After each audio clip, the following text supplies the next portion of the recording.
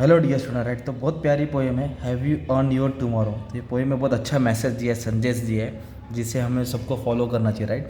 The poem have you earn your tomorrow, इससे thought प्रोवेकिंग one, बहुत अच्छा पोएम है जो हमें दिमाग पे डायरेक्ट दे रहा है, भेजे में दे रहा है, right. The poet Edgar guest, क्या नाम है? Edgar guest. Make us ponder, मतलब एक चीज़ हमारे को समझाने की कोशिश किया है और बोला can find out whether we have done something useful on a particular day, क्या हमने किसी के लिए अच्छाई किया है कि नहीं किया है। ही अर्जेस द रीडर, क्या कर रहा है? रीडर को फोर्स कर रहा है हम लोग को to be thoughtful about the people around them, मतलब हमने किसी के लिए सोचा है कि नहीं, हमारे आसपास आस पड़ोस के बारे में अच्छा सोचा है कि नहीं।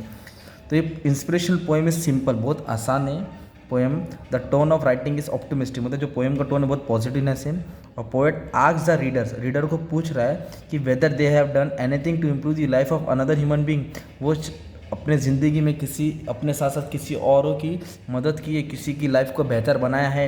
And based on answer whether their existent for another day is justified, कि उसका जीने जो इसको जो वो जो अपनी ज़िंदगी जी रहा है उससे किसी का भला हो रहा है क्या नहीं हो रहा है। The poem is full of question, poem में बहुत सारे सवाल है, okay.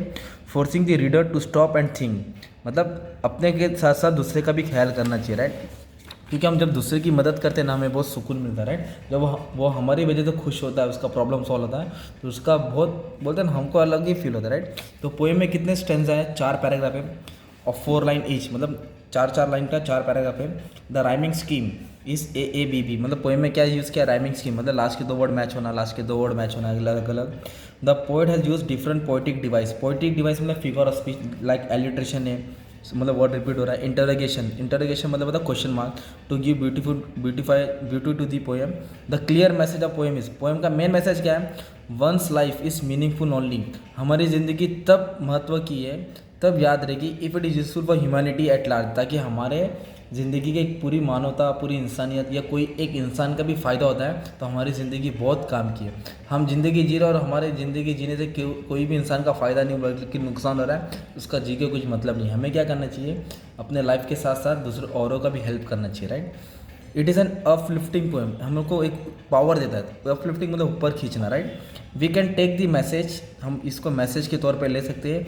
And begin implementing in our life immediately and every day, अभी जैसे कि मतलब हर दिन हम ये सब काम कर सकते हैं। अभी जैसे मैंने तुमको एक पोएम समझाया, तो कोई तो बच्चा समझ गया रहेगा कि पोएम का मतलब क्या है असल में पोएम। जैसे कि आप 12th में हैं, अभी आप कोई गरीब को तो मदद नहीं कर सकते, पर कोई तुम्हारा मतलब इतना तो अमाउंट नहीं है हमारे पास कि उसको हर कोई, पर हम एक अच्छा काम कर सकते हैं कि हमारे क्लास में, हमारे अड़ोस पड़ोस में कोई स्टूडेंट है जो क्लास नहीं जाता हो, 12th का हो सपोज, उसको इंग्लिश कम आता हो, तो आप उसको पढ़ा सकते हो, उसको हेल्प कर सकते हो। रोज़ उसको 15-20 मिनट भी दे देंगे ना, उसका स्टडीज इंप्रूवमेंट हो जाएगा, उसका मार्क्स कवर आ जाएगा, वो एटलीस्ट अच्छा मार्क्स तो लेके आ जाएगा। तो आप क्या कर रहे हैं मालूम है क्या? अपना कुछ ज़िंदगी का हिस्सा उसको उसके लिए दे रहे, मतलब आप उसकी लाइफ को हेल्प कर रहे हैं। तो यही पोएम का मैसेज है।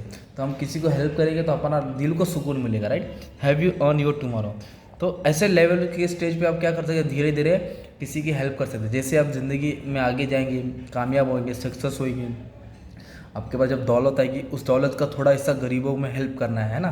तो ये पोएम समझाता है, यही नहीं कि गाड़ी लिया, घूमते गया, पैसा उड़ाया, मतलब खुद भी जियो और दूसरे के साथ साथ उनको भी हेल्प करना है, ओके। ये पोएम का नहीं, ज़िंदगी का मेन है। अगर हम किसी की मदद करेंगे, हमारा बुरा हो तो कोई हमारी भी मदद करेगा। हम बस किसी को टॉर्चर करेंगे, मतलब गलत करेंगे, तो कर्मा बोलते हैं ना, वापस रिटर्न वही हमारे साथ आएगा। तो हमेशा किसी ना किसी की हेल्प करना चाहिए, राइट। मैं भी बचपन से 12th को पढ़ा था, मतलब कैसा है, 12th में रह के मैं 12th का अपने दोस्त लोग को पढ़ाता था कॉलेज में, फिर गार्डन में जाके पढ़ाने का, मतलब ये नहीं सोचा कि मैं क्यों पढ़ा रहा हूँ, बस ये कि हाँ भाई उनको मेरी ज़रूरत है, चलो मेरे को बुलाते, अरे अब्दुल आ गया, तो मैं पढ़ा देता था।